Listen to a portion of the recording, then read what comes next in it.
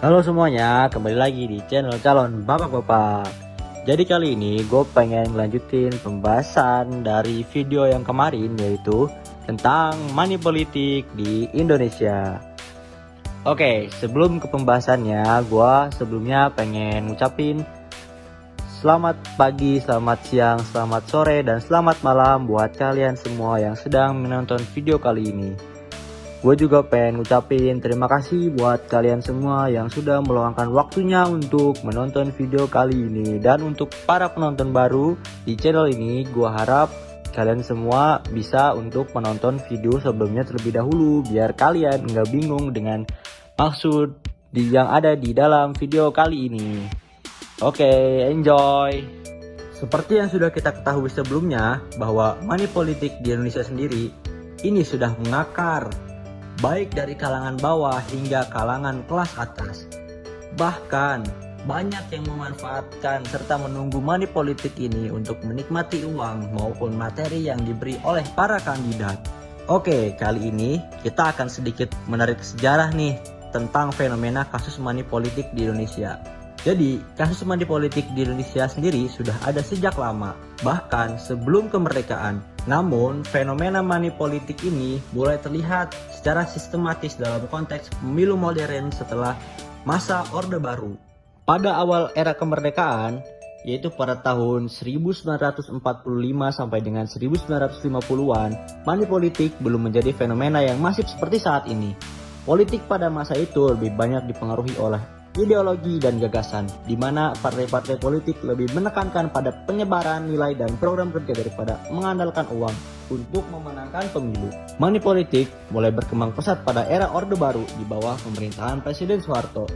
Pada periode ini, praktik politik uang sudah menjadi bagian dari budaya politik di Indonesia, meskipun dalam bentuk yang lebih terselubung. Pemerintah Orde Baru melalui beberapa partai dan birokrasi negara seringkali memberikan bantuan atau insentif kepada masyarakat untuk mengamankan suara dalam pemilihan umum yang diadakan secara tidak langsung dan tidak kompetitif. Bantuan dari pemerintah seperti proyek pembangunan desa, subsidi, dan program bantuan sosial seringkali dipolitisasi untuk mendapatkan dukungan politik. Praktik ini dilakukan secara struktural oleh pemerintah dan partai-partai pendukung rezim. Namun, pada era ini, money politik lebih sering dilakukan oleh pemerintah pusat untuk mengontrol pemilih daripada oleh individu kandidat. Setelah jatuhnya Presiden Soeharto dan dimulainya era reformasi, pemilu di Indonesia menjadi lebih terbuka dan kompetitif. Sejak pemilu 1999, money politik semakin terlihat sebagai fenomena yang luas dan dilakukan oleh individu kandidat maupun partai politik. Beberapa faktor yang mendorong peningkatan kasus money politik pada era ini adalah: yang pertama ada sistem pemilu langsung. Sejak pemilu langsung diperkenalkan, baik untuk pemilihan presiden, kepala daerah, maupun legislatif, kompetisi antar kandidat menjadi lebih ketat.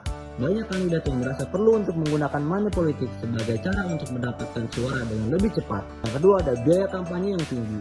Pemilu langsung menuntut biaya kampanye yang lebih besar, termasuk untuk memobilisasi tim kampanye dan menggelar acara. Kandidat yang memiliki dana terbatas seringkali melihat money politik sebagai jalan pintas untuk memenangkan pemilu. Yang ketiga ada rendahnya penegakan hukum.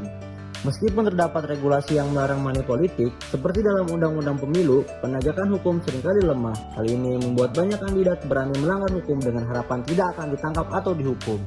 Yang keempat yaitu adalah budaya patronase yang kuat. Di banyak daerah di Indonesia, hubungan patron-klien masih kuat. Kandidat dianggap sebagai patron yang memiliki kewajiban untuk memberikan bantuan atau hadiah kepada para pemilih yang menjadi kliennya. Sejak pemilu tahun 1999, setiap pemilu baik di tingkat nasional maupun daerah hampir selalu diwarnai dengan laporan praktik money politik. Contohnya ada pemilu 2004. Money politik menjadi masalah besar terutama dalam pemilihan anggota legislatif. Banyak caleg yang menggunakan uang untuk membeli suara, terutama di daerah-daerah pedesaan. Selanjutnya itu ada pemilu 2019 dan 2014. Praktik politik uang semakin sistematis, di mana kandidat menggunakan tim sukses untuk mendistribusikan uang atau barang kepada pemilih. Pemilu langsung untuk kepala daerah, pilkada juga menjadi lahan subur bagi politik uang. Selanjutnya yaitu ada pemilu 2019. Seperti dibahas sebelumnya, politik uang menjadi salah satu isu besar dengan laporan ribuan kasus yang diterima oleh Bawaslu di seluruh Indonesia. Setelah kita lihat sedikit sejarah tentang money politik di Indonesia, dapat disimpulkan bahwa money politik di Indonesia secara sistematis mulai berkembang sejak era Orde Baru dan terus menjadi masalah serius dalam pemilu pasca reformasi. Fenomena ini berkembang seiring dengan meningkatnya persaingan politik dalam sistem pemilu langsung. Meskipun ada upaya untuk memberantas praktik ini melalui regulasi dan pengawasan, money politik masih menjadi tantangan besar bagi demokrasi di Indonesia hingga saat ini. Mungkin cukup sekian video kali ini. Gue harap semua bisa paham dengan apa yang gue sampaikan.